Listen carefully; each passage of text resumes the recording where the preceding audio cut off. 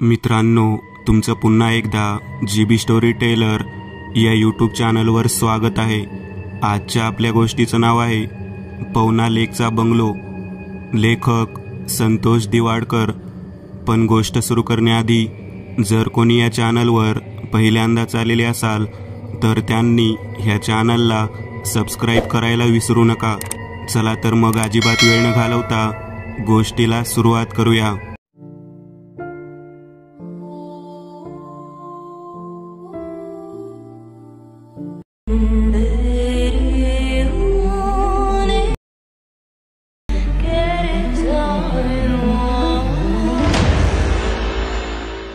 मे महिना म्हटलं की दाहक उन्हाळा आणि रणरणत ऊन हे सर्वांनाच माहिती आहे। त्यात या दिवसात मुंबईत राहणे म्हणजे जीवाची लाई होणेच। म्हणून या महिन्यात थोडे दिवस मी माझ्या गावी मावळमध्ये आणि काही दिवस आजोळी मुळशीमध्ये राहणे पसंत करतो। याही वेळी मी माझ्या मावळ तालुक्यातील शिळीम गावात माझं समर वेकेशन मनवत होतो। 19 मे माझ्या सगळ्यात जवळच्या मित्राचा वाढदिवस। त्याच्या वाढदिवसाला काय करायचं हे आम्ही काही दिवस अगोदरच ठरवून ठेवलं होतं, पण महेशला आम्ही काही सांगितले नव्हते कारण ते त्याच्यासाठी सरप्राईज गिफ्ट प्रमाणे होते। आमच्या गावाला लागूनच पवना धरण निळाशार गालीच्या अंतरून पर्यटक ओढण्याचे काम करीत आहे आणि याच पर्यटकांसाठी म्हणून धरणाच्या कडेच्या डोंगर कपाऱ्यांवर अनेक बंगलो बांधले होते। वाढदिवसाच्या 2 दिवस अगोदरच मी आणि माझा मित्र अनिकेत आणि प्रतीक आम्ही तिघांनी मिळून एक बंगलो बुक केला। धरणाशेजारील डोंगरावर तो 2 मजली बंगला ऐटीत उभा होता। मागच्या बाजूने सोडलेल्या रंगीबिरंगी लाईट्स थेट धरणाच्या पाण्यावर थिरकत होत्या। त्या बंगल्याचा मालक मुंबईत राहिला होता आणि बंगल्याची बुकिंग देखील ऑनलाईन पद्धतीने होत होती। पण त्या बंगल्याचा केअरटेकर शंकर यादव हा आमच्याच गावचा असल्याने त्याने एका रात्रीसाठी त्या बंगल्याच्या चाव्या आमच्या ताब्यात दिल्या होत्या। वाढदिवसाच्या आदल्या दिवशी मी, अनिकेत, शैलेश, प्रतीक आणि महेश आम्ही 5 जण त्या ठिकाणी जाण्यास निघालो। सोबत पलीकडल्या वाडीतील 3-4 मित्र होते, रोहित, नितीन आणि शुभम। बस आम्ही फक्त 8 जण त्या पार्टीत सामील होतो। ती नाईट पार्टी करून बाकीच्या पोरांना बर्थडेच्या दिवशी संध्याकाळी महेश गावातच पार्टी देणार होता, पण ही पार्टी आमच्याकडून आमच्या मित्रासाठी होती। अंधार पडू लागताच आम्ही गावच्या चौकात जमलो। आरमाडीचं केंड तेवढं आधी नीट टाक बाबा गाडीत, त्याच्यावर तर रात्र आहे आपली आज, असे म्हणत मी प्रतीकला आठवण करून दिली। घेतलं बाबा, तुझा जीव त्या माडीतच असेल, प्रतीकने हसूनच उत्तर दिले। नितीनने जेवणाचे साहित्य गाडीच्या मागच्या बाजूला ठेवले आणि पोल्ट्रीवरून आणलेल्या 3 जिवंत कोंबड्या रोहितने मागच्या सीट खाली बसवून ठेवल्या। अनिकेतने स्कॉर्पिओला स्टार्टर मारला आणि आमची गाडी गावातून बाहेर पडली। आमच्यात आजच्या रात्रीच्या पार्टीसाठी प्रचंड उत्साह होता आणि त्याच उत्साहात आम्ही तेथून निघालो आणि काही मिनिटांतच आम्ही धरणाच्या बाजूने गाडी नेत त्या बंगल्याच्या गेटवर येऊन थांबलो। गाडीतील सामान आम्ही पटापट उतरवले आणि उचलून बंगल्याच्या मागच्या बाजूला म्हणजेच जिथून धरणाचा व्ह्यू आहे त्या ठिकाणी नेले।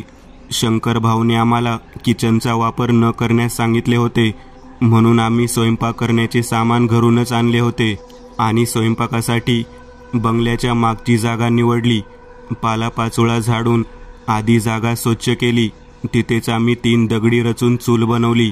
आजूबाजूला पडलेली लाकडं जमा करून चुलीला घातली। मी बंगल्यात शिरलो। फ्रीजमध्ये जाऊन आधी माडीचे केंड आणि केक ठेवला। प्रतीकने लाईट्सचा स्विच ऑन केला तसा बंगला रंगीबिरंगी प्रकाशाने उजळून निघाला। काही ठिकाणच्या काचांमधून लाईट्स खूप छान दिसत होत्या आणि सूर्य देखील पश्चिमेला गडप होऊन धरणापलीकडचा डोंगर केशरी झाला होता। स्वयंपाक चाललेल्या ठिकाणी महेश शैलेश सोबत कोणत्या तरी विषयावर गप्पा करीत बसला होता। नितीन आणि रोहित हे दोघेही गावातील टॉपचे आचारी होते, त्यामुळे अख्ख्या जेवणाची जबाबदारी त्यांच्या दोघांवर होती। प्रतीक कांदे चिरून द्यायला बसला होता आणि अनिकेत कोंबड्यांची मुंडकी उडवण्याचे काम बजावित होता। दुसरीकडे शुभम देखील तांदूळ धुवून एका टोपात काढत होता। मी वरच्या मजल्याच्या बाल्कनीत उभा राहून खाली सुरू असलेली यांची कामं पाहत होतो.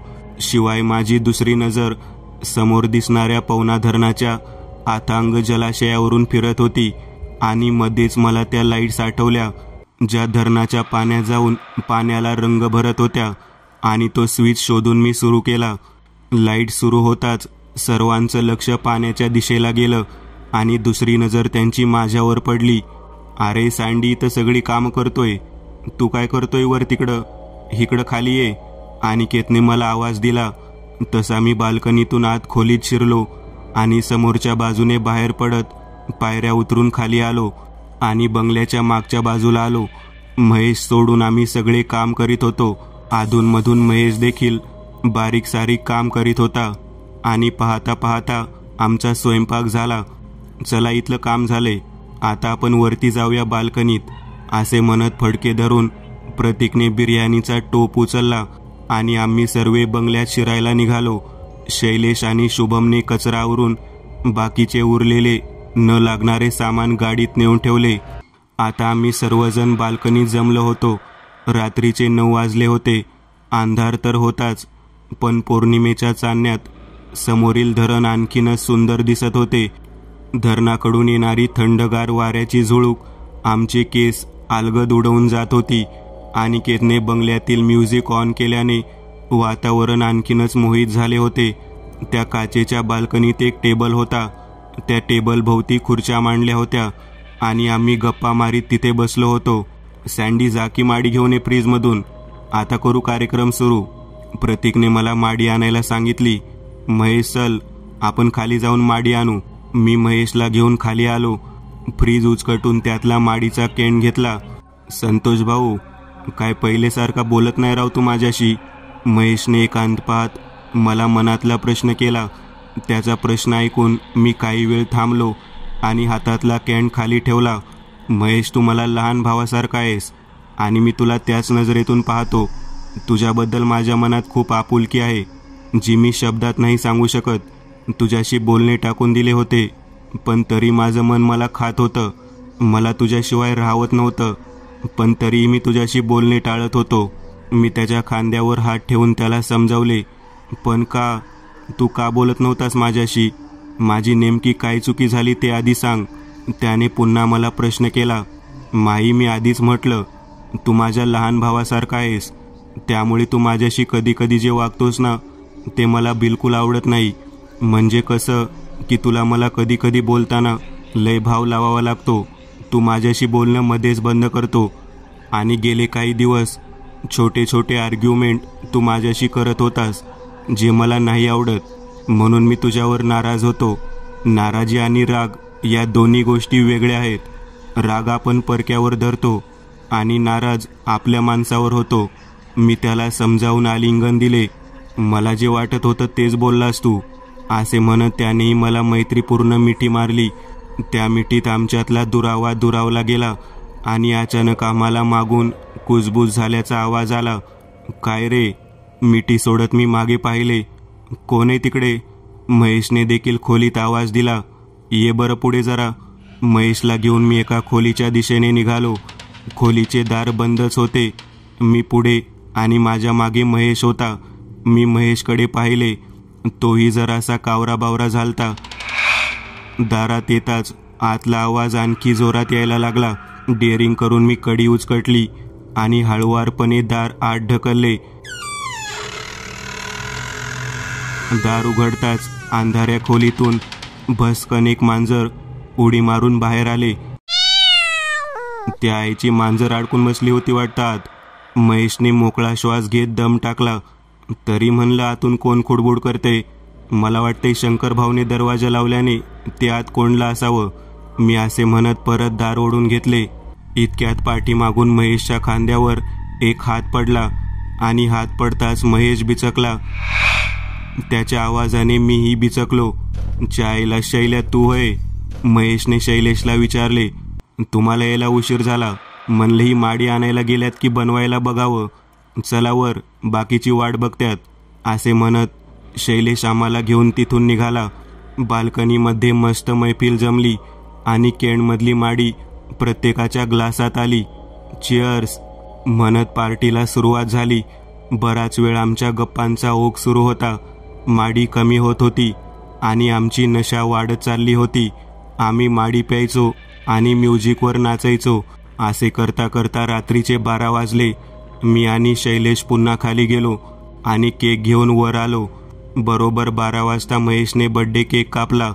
त्याचबरोबर महेशला केकने माखवले. 5-10 मिनिटे त्यातच निघून गेली. वाढदिवस झाला. चला 12:15 वाजलेत राव, बिर्याणी घ्या. प्रतीकने नितीनला टोप घ्यायला सांगितला. मी आलो तोंड धुवून खालून, असे म्हणत महेश खालच्या खोलीत गेला. शुभम आणि अनिकेत ताट वाटून सर्वांना जेवण वाढायला लागले. महेश तोंड धुवायला खाली आला. बाथरूममध्ये त्याने तोंड धुतले आणि आरशात पाहिले. महेश चटकन मागे वळला. कोण आहे इकडं? कोणीतरी आपल्या मागे होतं अशी चाहूल महेशला लागली. त्याने नळ बंद केला आणि बाथरूमच्या बाहेर आला. आजूबाजूने त्याने पाहिले, पण त्याला कुणीही दिसले नाही. महेशने या गोष्टीकडे दुर्लक्ष केलं आणि तो पुन्हा आमच्या जवळ आला. आम्ही सर्वजण जेवायला बसलो. नितीन आणि रोहितने बनवलेल्या बिर्याणीची तारीफ झाली. हळूहळू करत आमची जेवण उरकली. सामान व्यवस्थित आवरून आम्ही गाडीमध्ये भरून ठेवले. आवराआवर करून संपूर्ण कचरा साफ केला. चला सगळं पहिल्यासारखं आवरले, नाहीतर शंकरभाऊ म्हणाय नको, पोरं घाण करून गेली. रोहित बाल्कनीतला स्विच बंद करू लागला. एका बंगल्यात 4 बेडरूम आहेत. दोघांनी एक रूममध्ये झोपा, रिलॅक्स. प्रतीकने आम्हाला सांगितले. एका खोलीत नितीन, शुभम, दुसऱ्या खोलीत शैलेश, अनिकेत, तिसऱ्या खोलीत महेश, प्रतीक आणि चौथ्या खोलीत मी आणि रोहित झोपलो. गुड नाईट म्हणून आम्ही झोपायला गेलो. रात्री 2च्या दरम्यान मला जाग आली. बाजूला रोहित डाराडूर झोपला होता आणि मी माझा फोन चाच पडायला लागलो. तेव्हा माझ्या लक्षात आले की माझा फोन बाल्कनीमध्येच टेबलवर राहिला. तो आणायला मी रूम बाहेर आलो आणि बाल्कनीत आलो. महेश, तू इथे एकटा काय करतोय? मी टेबलवरचा फोन उचलून प्रश्न केला. काही नाही सँडी, झोप येणारे. महेश धरणाकडे पाहत मला सांगू लागला. अरे 2 वाजलेत. मला जाग आली. म्हटलं फोन घेऊन येऊ. मी त्याच्याकडे पाहत त्याला सांगू लागलो, सँडी चल ना जरा खाली जाऊन येऊ, मला तुला काहीतरी सांगायचंय. महेश माझ्याकडे पाहत सांगू लागला, आता खाली काय आहे, जा जाऊन झोप, आपण उद्या बोलू, तुला खूप चढली आहे म्हणून झोप उडाली आहे. असे म्हणत मी त्याला झोपायला जाण्यास सांगितले, पण तो ऐकण्यास तयार नव्हता. म्हणून आम्ही बंगल्याखाली मागच्या बाजूस आलो. आमच्या दोघांच्या गप्पा सुरू झाल्या आणि तोच मागून मला रोहितने आवाज दिला, सँडी. रोहित टॉर्च चमकवत माझ्या मागे आला. काय रे रोहित? मी मागे वळलो. रोहित माझ्या जवळ आला आणि माझ्या पाठीमागे पाहू लागला. सँडी, काय रे, कुणाशी बोलतोय? रोहित मला विचारू लागला. कुणाशी काय? आपला महेश. त्याला झोप येत नव्हती. तो मला म्हणाला, बंगल्याखाली जाऊ बोलायचं आहे. मी रोहितला सांगू लागलो, होय, महेशला झोप येत नव्हती का तू झोपेत चालतो बोलतोस? त्याने मला विचारत माझ्या गालाला हलका चिमटा घेतला. अरे झोपायचं चालायचं नाही समन, हा महेश. मी मागे पाहिले. मागे पाहताच माझ्या पायाखालची जमीन सरकली. माझ्या मागे मिट्ट काळोख आणि दाट झाडी होती. मी इकडे तिकडे पाहू लागलो. महेश, महेश, मी हाक मारू लागलो. सँडी बाबा चल झोपायला. मला जाग आली. तुला शोधत शोधत इथे आलो. रोहित माझ्या हाताला धरून मला परत नेऊ लागला. रोहित शपथराव, महेश होता इथं. भांबावून जाऊन मी रोहितला सांगू लागलो, सँडी चल राव, मला लई झोप आली. रोहित डोळे चोळत मला परत नेऊ लागला. आम्ही दोघेही बंगल्यात आलो. मी आमच्या खोलीत शिरण्यापूर्वी महेशच्या खोलीचे दार उघडले आणि आत टॉर्च मारला. पाहतो तर अंगावर चादर ओढून महेश प्रतीकच्या शेजारी डाराडोर झोपलाय. आता मला घाम फुटायला लागला. नानाविध प्रश्न माझ्या डोक्यात रेंगाळू लागले होते आणि रोहित मात्र मला झोपेत चालतोय बोलतोय असेच समजत होता आणि माझ्या बोलण्याला गंभीरपणे घेत नव्हता. आम्ही पुन्हा खोलीत आलो आणि झोपलो, पण मला काही केल्या झोप येईना. सतत तोच विचार माझ्या डोक्यात घोंगावत होता. विचार करता करताच माझा डोळा लागला. तासाभराने रोहितला जाग आली. मिट्ट काळोखात कोणीतरी असल्याचा भास त्याला झाला. दाराबाहेर कोणीतरी कानोसा घेतलाय असे त्याला वाटू लागले. रोहितने उठून खोलीचे दार उघडले. बाहेर कोणीही दिसले नाही. दार लावणार इतक्यात त्याच्या कानावर कसलासा आवाज आला. तो त्याने नीट ऐकला. तो आवाज होता घुंगराचा. इतक्या रात्री वाड्यात कोण बरं यावं? रोहित आवाजाच्या दिशेने जाऊ लागला आणि त्याने एका खोलीचे दार उचकटले. तसा लख्ख प्रकाश त्याच्या तोंडावर पडला. त्याने आत पाहिले. आलं पिंजऱ्यामध्ये फिरतीचं पाखरू. चांदण्या रातीला थरथर घुंगरू. नाचते मी अशी, चालते मी अशी, ताला सुरांचा पडू दे सडा. यावं यावं दिलाच्या दिलबरा. रोहित समोर एक तमासगीर लावणी म्हणायला लागली. सुंदरशी साडी, अंगावर साज, देखणं रूप. 40शीतल्या वयातील ती नाचणारी नसावी. 1 मिनिट, कोण तुम्ही आणि या बंगल्यात काय करताय? रोहितने तिची लावणी थांबवून प्रश्न केला. कोण पाहुणं म्हणायचं तुम्ही? तिने प्रश्न केला. आधी माझ्या प्रश्नाचे उत्तर द्या. आम्ही आजची रात्र हा बंगला भाड्याने घेतलाय. तुम्ही कोण आहात? रोहितने तिला दारातूनच प्रश्न केला. दारात राहून काय विचारतायसा? आत या की. तिने रोहितला आत यायला सांगितले. बाई ते जाऊ द्या. रात्री बित्रीचं एखाद्या परस्त्रीच्या खोलीत शिरणं माझ्याकडनं नाही व्हायचं. पण कोण आहात तुम्ही? रोहितने तिला पुन्हा प्रश्न केला. मी शेवंता, तमासगीर आहे. रात्रीचा तमाशा संपला की मला आमची लोक इथं सोडतात. म्हणजे तसा बंगल्याचं भाडं देते मी, फक्त झोपाय पुरता येते असे म्हणत ती पायातली चाळ काढू लागली. असं का? आम्हाला कल्पना नव्हती. नाहीतर आम्ही दुसरा बंगला बुक केला असता. काय हरकत नाही, आम्ही सकाळी जाणार आहे. घ्या दार लावून. रोहितने तिला दार लावण्यास सांगितले. पाहुणे या की आत, मी बी एकलीच आहे. तिने रोहितला थांबवले. तिचे उद्गार ऐकताच रोहित अडखळला. काय? आत कशाला यायचं बरं एवढ्या रातीला? त्याने पुन्हा प्रश्न केला.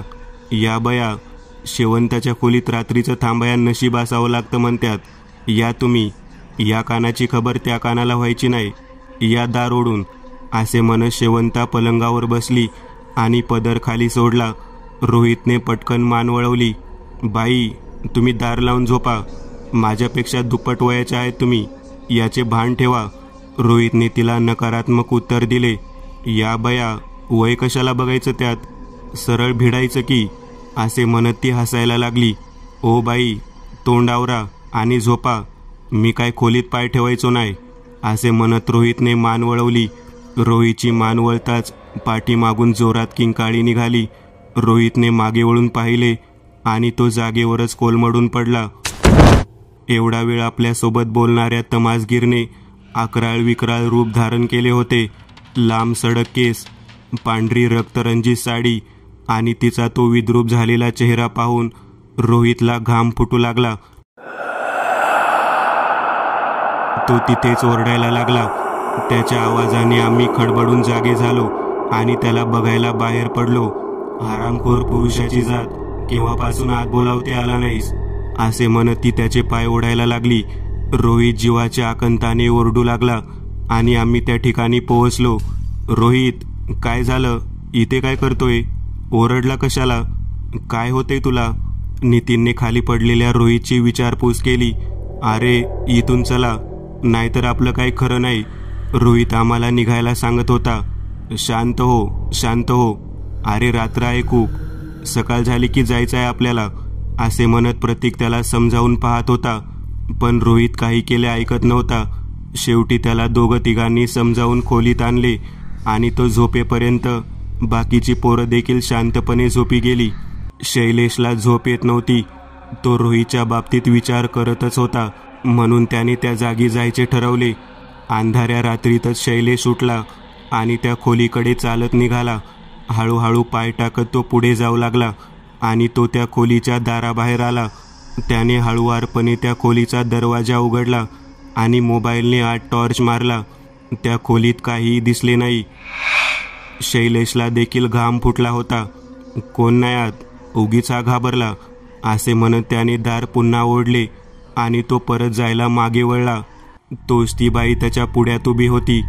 तो ओरडणार तेवढ्यात ती बाई विजेच्या वेगाने त्याच्या अंगावर आली आणि अदृश्य झाली. शैलेश पुन्हा चालत चालत खोलीत आला आणि त्याने अनिकेतला उठवले. ए ऐक ना, चल ना जरा माझ्यासोबत, असे म्हणत तो अनिकेतच्या तोंडावर हात फिरवू लागला. त्याला गप शैल्या, भाऊ झोपू दे. अनिकेत उठलाच नाही. अरे उठ ना, जरा माझ्यासोबत चल बाहेर. शैलेश अनिकेतला उठवू लागला. काय झालं पण? अनिकेतने उठून प्रश्न केला. ते इथे नाही सांगता येणार, खूप मोठा विषय आहे. पैशात लोळू आपण, चल माझ्यासोबत, असे म्हणून शैलेशने अनिकेतला शेवटी उठवून नेलेच. शैलेश पुढे आणि अनिकेत मागे चालत होता आणि असे करत करत शैलेश अनिकेतला त्या खोलीत घेऊन गेला. अगदी त्याच वेळी शुभम त्याच्या खोलीतून बाथरूमला जाण्यासाठी बाहेर पडला होता आणि त्याने त्या दोघांना आत जाताना पाहिले होते. शैलेश आणि अनिकेत दोघेही त्या खोलीत शिरले. शैल्या, काय म्हणत होतास तू? कसला पैसा? असे म्हणत अनिकेतने शैलेशकडे पाहिले. कशाचा पैसा? तुला इथं बोलावून घेतलंय मी. शैलेशने अनिकेतकडे नजर टाकली. शैलेशचे चमचम करणारे डोळे पाहून अनिकेत पुरता घाबरला. तो मागे जायला निघाला. तोच खोलीचे दार आपोआप लागले होते. म्हणून अनिकेत ओरडण्याचा प्रयत्न करणार इतक्यात शैलेशने चादरीने अनिकेतचा गळा आवळला. आवाज बंद कर, पुरुषाची जात मेली वाईट, मी कुणालाच नाही सोडणार, एक एक करून सगळी मरणार, शैलेश अनिकेतला सांगू लागला. अरे शैलेश आणि अनिकेत त्या खोलीत शिरलेत. शुभमने प्रतीकला उठवून सांगितले. तसे आम्ही सगळे त्या खोलीकडे जायला निघालो. दार आतून लावलेले होते म्हणून आम्ही बाहेरून दार वाजवू लागलो. शैल्या, अनिकेत, प्रतीकने बाहेरून आवाज दिला. ते बघ तुमचे मित्र आलेत बाहेर, किती बरं घाई यांना मरायची. शैलेश अनिकेतला हसत हसत सांगू लागला. अरे यार, आतून आवाज येईना, हे दोघे करताय तरी काय?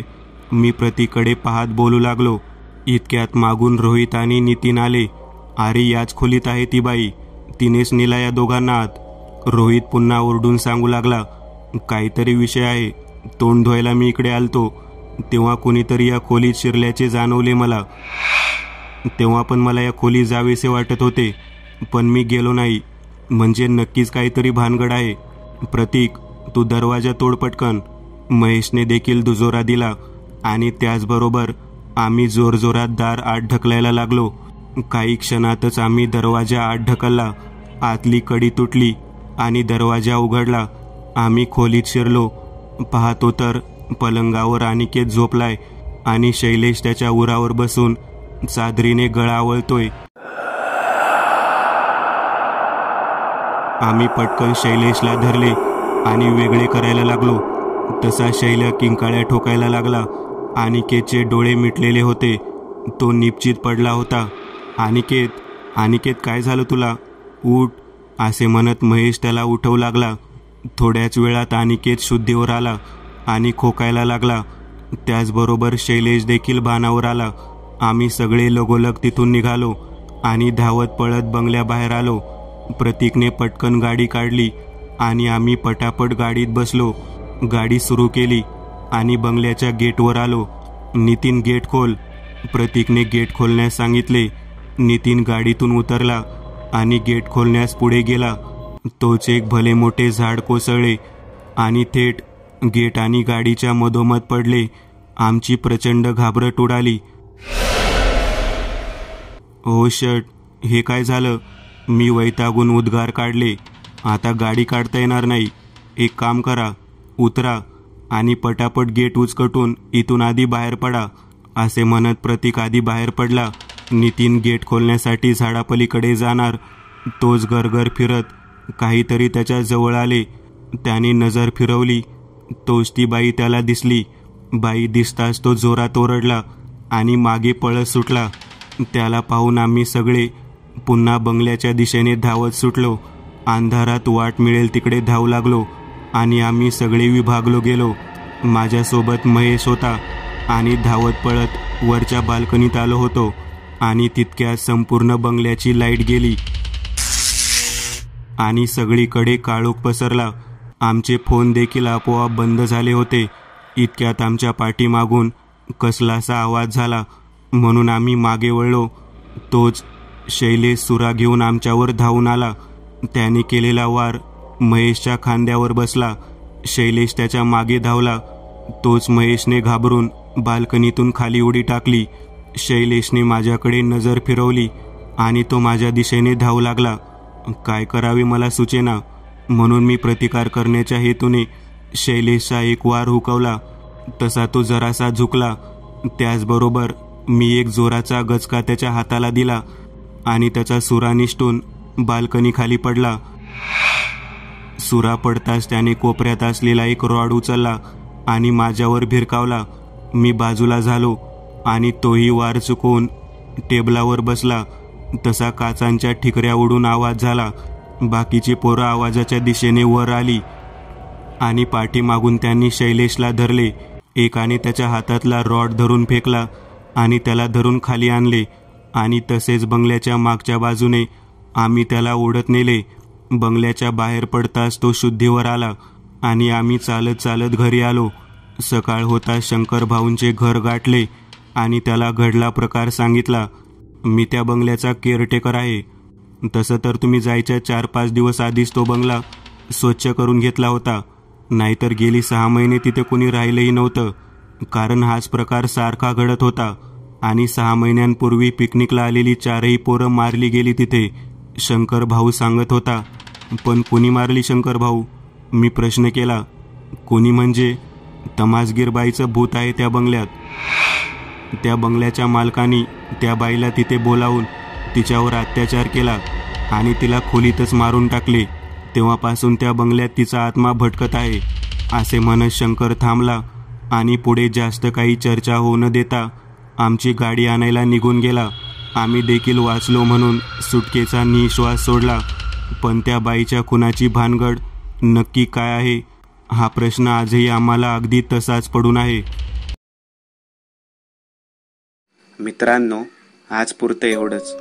तुम्हाला जर काही गोष्ट आवडली असेल तर नक्की लाईक करा. तुमच्यापैकी बरेचसे जण व्हिडिओ लाईक न करताच पळून जातात, पण हा जर व्हिडिओ तुम्ही लाईक केला तर मला जरा बरं वाटेल आणि असेच भारी भारी व्हिडिओ बनवायची माझ्यात एनर्जी येईल.